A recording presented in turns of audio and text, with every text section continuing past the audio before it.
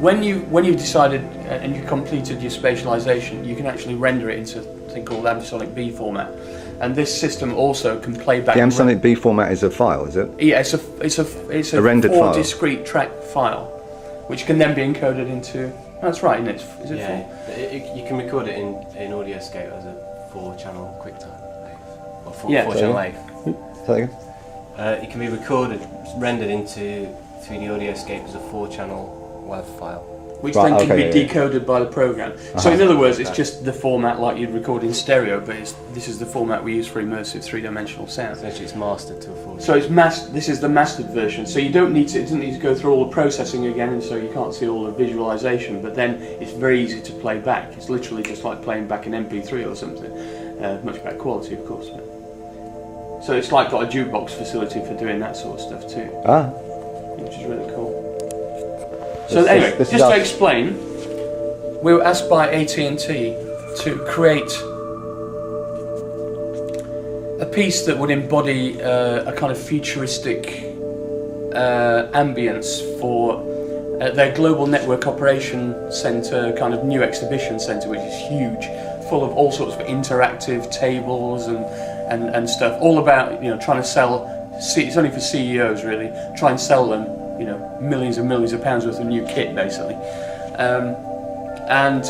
We were asked to create this kind of embodiment of the future in immersive sound, whilst they were being shown around this huge exhibition area. And so this is one of the pieces we created. So this is inducement, really. Needs must when the devil drives. Of course.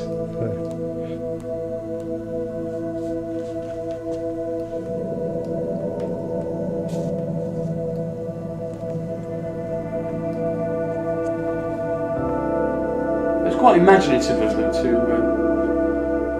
to think of something so kind of lateral. AT&T. Yeah. I mean, for an exhibition space. Yeah, although I can see immediately how it would work. I mean, for us, it was like, you know, trying to subtly transport them into the near future, right? So, using sound and abstraction and. But I think in a way it's kind of disarming. Yeah. This is disarming, and yes, it shows a creative attitude, which probably imbues their product with a bit more kind of kudos. You know, that's why they want to do it, and I suppose that's the essence of sound branding. Although not so many of the companies want to approach it from such a creative viewpoint. no. We'll show you a more direct sound branding example in a minute. I'm just enjoying listening to this, to be honest. I've heard it for a while.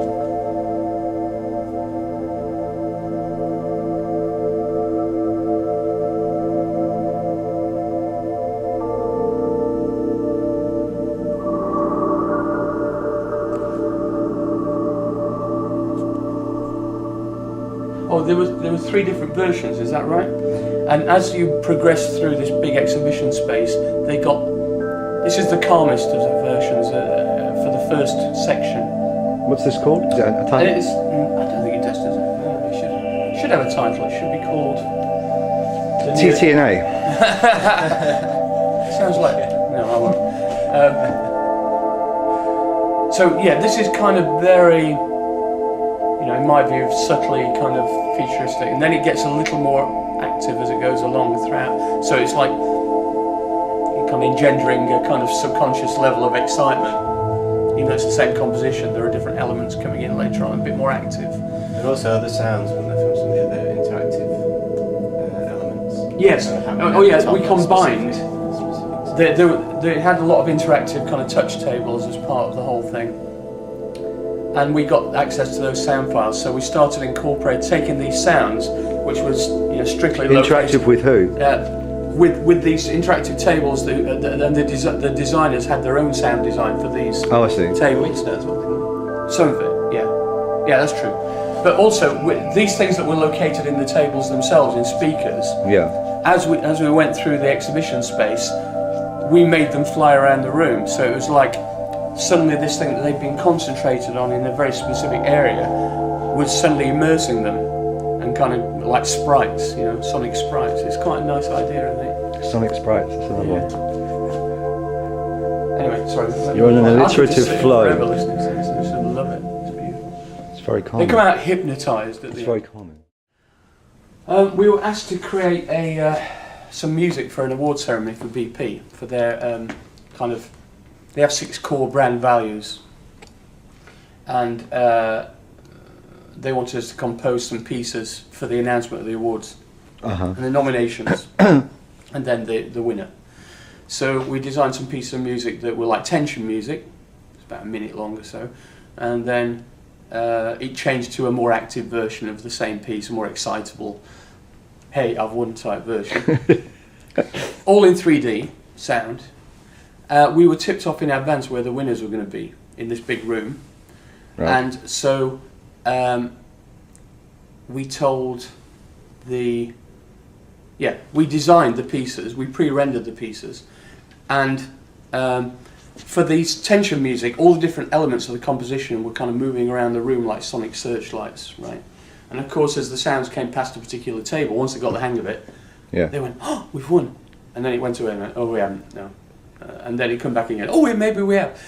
So it created a sense of excitement. And then when the winner was announced, all the sounds would converge on that table and follow them onto the stage. Oh, right. And kind of hover around them in a kind of sonic sprite-like That's clever. way. Yeah. And so they loved all that. And of course, most of them didn't realise what was happening, except it felt special to them. And it works, again, it's getting back to the idea that immersive sound in particular works on a very deep level on you, because you're triggering all sorts of associations that, I believe in ancestral memory personally, and I believe that probably in our DNA is encoded a lot of past kind of warnings and memories of, from a survival point of view. Absolutely, yeah. And so, for instance, we discovered that high timbre sounds, high frequency sounds that kind of swoop from behind you through you and then out again tend to create a bit of a frisson, for instance. Yeah. These kind of tricks, because it's obviously something to do with somewhere in the back of your mind from a millennia ago. You had to be careful of birds of prey, right? So I suspect that's connected. Is that like that thing when you suddenly wake up and you feel like you're falling? Yes. Apparently that's to do with us falling off of trees, to stop ourselves falling off of a tree. That's interesting. It's a bit late if you're actually falling. Hopefully it stops you just in time. Oh, that's interesting. Yeah, I like that. But anyway, it's that sort of thing. In the process of creating these things, we've discovered all sorts of, kind of tricks, I suppose, on one level. But I think what I believe is it appeals to a much deeper part of your brain's processing. All this stuff does. Music does, but also spatiality of sound does. Yeah, and that's why it's so valuable in a lot of areas, and certainly more interesting, which has led me personally down the path of looking at modulating people's reality for benefit of mankind, for want of a better word, which leads you into areas like architecture, total immersion environments for kind of. We're working on a project where it's immersive projection, HD projection, 3-dimensional sound, and responsive lighting, which all is connected to various sensors for autistic children, for instance. Yeah.